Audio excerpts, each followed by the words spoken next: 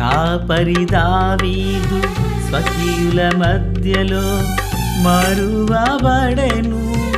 ఎన్నిక లేని వాడై కాపరి దావీదు స్వకీయుల మధ్యలో మరువబడెను. ఎన్నిక లేని వాడై నీవు చూపిన శాశ్వత కృప పొంది, నీవు చూపిన శాశ్వత కృప పొంది, సర్వజనుల మధ్యలో ఏలికగా మారే, సర్వజనుల మధ్యలో ఏలికగా మారే.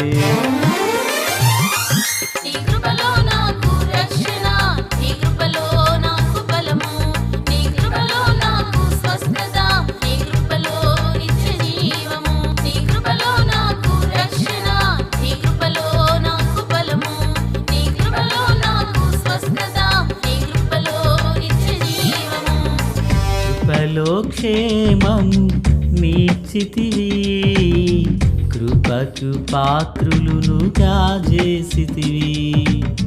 కృపలో క్షేమం నీచితివి, కృపకు పాత్రులను కాజేసితివి.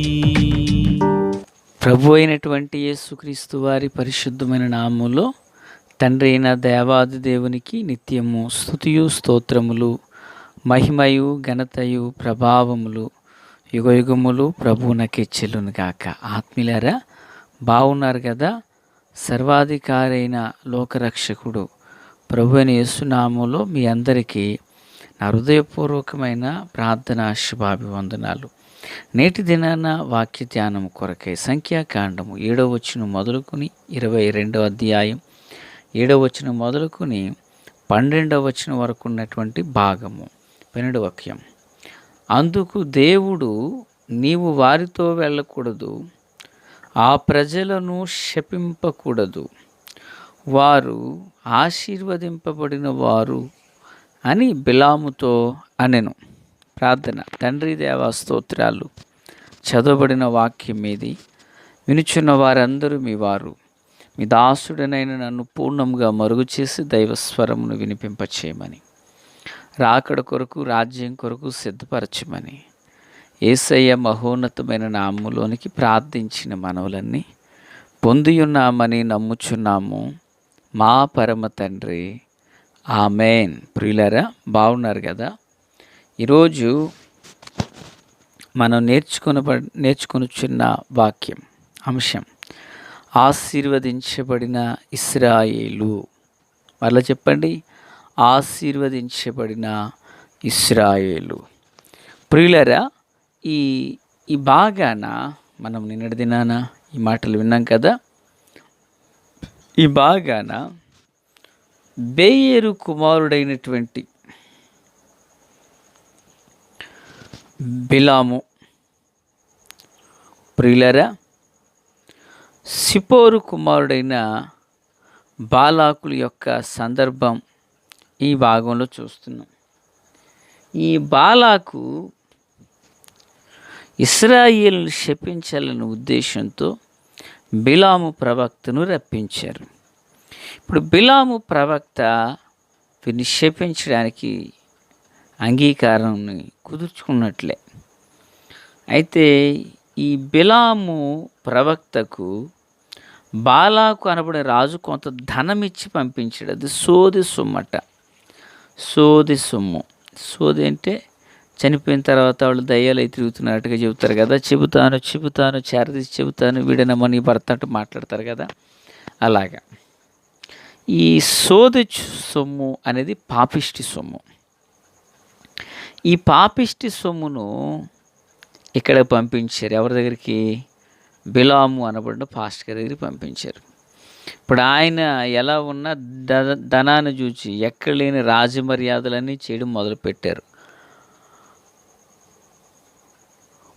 మొత్తానికి మర్యాదలన్నీ చేసిన తర్వాత రాత్రి దేవుడు బిలాము ప్రవక్తతో మాట్లాడంటున్నారు. నీ ఇంటికి వచ్చింది ఎవరు అని అంటున్నారు. అంటే ఇక్కడ ఒక విషయాన్ని బాగా గుర్తుపెట్టుకోవాలి. బిలాము ప్రవక్త ఇంటికి బాలాకు పంపిన వ్యక్తులు రాగానే ఆ రాత్రి దేవుడు మాట్లాడంటున్నారు, ఈ వ్యక్తులు ఎవరు అంటున్నారు. బాగా గమనించండి, ఈయనేమో ప్రవక్త ఇంటికి ఎవరు రావాలి? ప్రార్థించుకునేవారు, ప్రార్థన సహాయం కోరిన వారు రావాలి. కానీ ఇక్కడ ఎవరు వస్తున్నారు? గూఢాచారులు వచ్చారు. ఆ గూఢాచారులకు పిల్లరా, ఆ గూఢాచారులకు వత్తాసు పలికేటట్లుగా ఇప్పుడు నేను మాట్లాడాలి. గూఢాచారులు ఎందుకన్నానంటే ఇజ్రాయేల్ని వాళ్ళు వాగ్దాన దేశానికి వెళ్ళబోతున్నారు కనుక. పిల్లరా, అయితే ఇప్పుడు ఈయన రాత్రి ఉండండి అన్నారు. ఆ రాత్రి దేవుడు మాట్లాడంటున్నారు, ఇశ్రాయేలు ఆశీర్వదించబడిన వారు వారిని శపించొద్దు అని చెప్పారు. ఇశ్రాయేలు ఎవరంట? ఆశీర్వదించబడిన వాళ్ళట, ఆశీర్వదించబడినటువంటి గుంపు. వారు ఆశీర్వదించబడిన వారిని బిలాముతో చెప్పాను.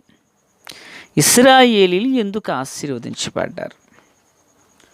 వారిని శపించకూడదు అంటున్నాడు. అంటే ఆశీర్వదించబడిన ఒక వ్యక్తిని ఎవరు శపించకూడదు అన్నమాట. శపిస్తే దాని ఫలం మరింత వేరుగా ఉంటుంది.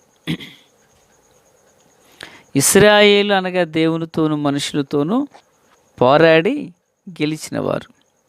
ఈ పోరాడి గెలిచిన ఈ సంతానాన్ని దేవుడు ఏం చేశారు? ఆశీర్వదించారు. ఎంతగా ఆశీర్వదించారంటే పిల్లరా, మరి గడిచిన దినాన్ని మనం విన్నాం కదా, ఏమంటున్నాడు బాలాకు రాజు? ఒక ఎద్దు పచ్చికి బీటను నాకి వేయినట్లుగా అంతటి సమూహం అండి వీళ్ళు అంటున్నారు. నిజానికి ఈ ఇశ్రాయేలు ఒకప్పుడు పిల్లరా ఒంటరి వాడైనటువంటి యాకోబు, ఆ ఒక్కనిలో నుండి అనేకులను దేవుడు తీసుకుని వచ్చారు. ఆత్మీయులారా, వారిలో ఒంటరైన వాడు 1000 మందిగాను, ఎన్నిక లేనివాడు బలమైన జనాంగమగున లేఖనం చదవలేదా? దేవుడు ఎంత అద్భుతం చేస్తున్నారో చూడండి. వాళ్ళు ఆశీర్వదించబడిన వారయ్యా అంటున్నాడు. వాళ్ళను శపించొద్దు అంటే మరుసటి దిన జాగ్రత్తగా వాళ్ళని పంపేశాడు. బాబు వెళ్ళిపోండి, పెద్ద మా ఎగురు ఊరుకోవట్లేదంటే పంపేశాడు వాళ్ళని. ఇశ్రాయేలీలు ఎలాగున ఆశీర్వదించబడిన వారు ఆశీర్వదించబడడానికి గల కారణాలు ఏంటి? 2 మాటలు చెప్పాలనుకుంటున్నాను. ఈరోజు మన ఆశీర్వాదానికి కూడా కారణం కావాలి. మన ఆశీర్వాదం మన మీద ఉండకూడదు. మన ఆశీర్వాదం లాంటిది దీవెన ఇతరుల మీదను దేవుడు ఉంచాలి. ఆమేన్. అయితే ఇశ్రాయేలు ఆశీర్వదించబడడానికి మొదటి కారణం, యాకోబు పోరాట పటిమను కలిగిన వాడని గడిచిన దినాల్లో విన్నాం. ఎంతగా ఆశీర్వదించబడిన జనాంగం అంటే, ఆకాశ మండలమందలి నక్షత్రములను పోలి సముద్రమునందు ఇసుక రేణువులంత విస్తారమైన సమూహంగా వారు ఆశీర్వదించబడ్డారు. గల కారణం ఒకటే, దేవుని కృప, దేవుని దయ, దేవుని వాత్సల్యత, దేవుని దీర్ఘశాంతం. ప్రియులారా, ఇశ్రాయేలు ఆశీర్వదించబడడానికి మరో కారణం యాకోబు చేసిన విజ్ఞాపన ప్రార్థన. ఆమేన్. 3, దేవుడిచ్చిన వాగ్దానం మేరకు. 3 మాటలు చెప్పాను ప్రియులారా. మరలా వెనక్కి వెళదాం.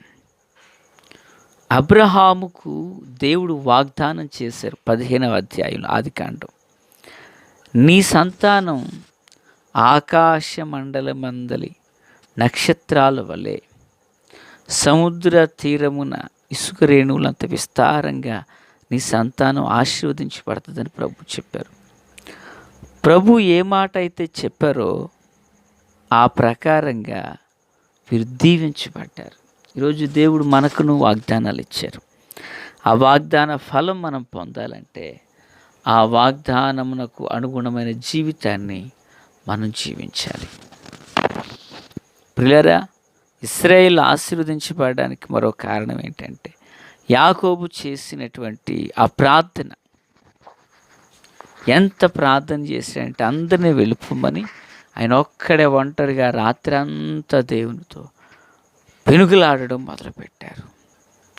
ఆ పెనుగులాటకు నిలువెత్తు నిదర్శనము పుట్టినది ఇశ్రాయేలు. ఇశ్రాయేలును వారిలో ఒంటరైన వాడిని 1000 మందిగా దేవుడు అభివృద్ధి చేశారు. పిల్లరా, మన ఆత్మీయ జీవితంలో మనం కూడా ఆశీర్వదించబడాలంటే, మనము దీవించబడాలి, మేలుకరంగా మారాలంటే దేవుని యొక్క కృపలో ప్రార్థన ఆత్మ. యాకోబు ఎలాగున పోరాట పటిమ కలిగిన వాడే ప్రార్థన చేశాడు, అలాగున మనలో దేవుని కొరకు ప్రార్థించి ప్రజల విషయమై విజ్ఞాపన చేసే ఆత్మతో మనం నింపబడాలి.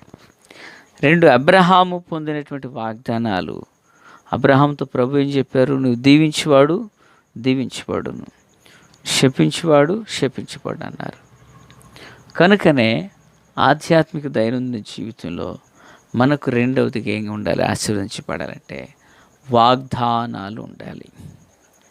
వాగ్దాన ఫలమును మనం అనుభవించినట్లుగా వాగ్దానాలు ఉండాలి. ఇశ్రాయేలు ఆశీర్వదించబడడానికి 3 విషయాలు 2 మాటలు చెప్పాను. నెంబర్ 1, యాకోబు చేసిన పోరాట పటిమ, పోరాడాడు. ఇక 2, దేవుడు అబ్రహాముకి ఇచ్చినటువంటి శ్రేష్టమైనటువంటి వాగ్దానాలు, వాటి వల్ల ఇశ్రాయేలు దీవెనకరంగా మారింది. ఆత్మీయులారా, మనమును వాగ్దానాలు కలిగిన మనం పోరాట పటిమను కలిగి ప్రార్థనలో పోరాడి అనేకులకు దీవెనకరముగా మారుదుముగాక. తండ్రి దేవా స్తోత్రాలు. వాక్యం అందరి హృదయాల్లో ఫలభరితం చేసి మేళ్ళుతో నింపి నడిపించి మహిమ పొంది మీ కార్యములు సఫలపరచండి. ఆమేన్. Praise the lord.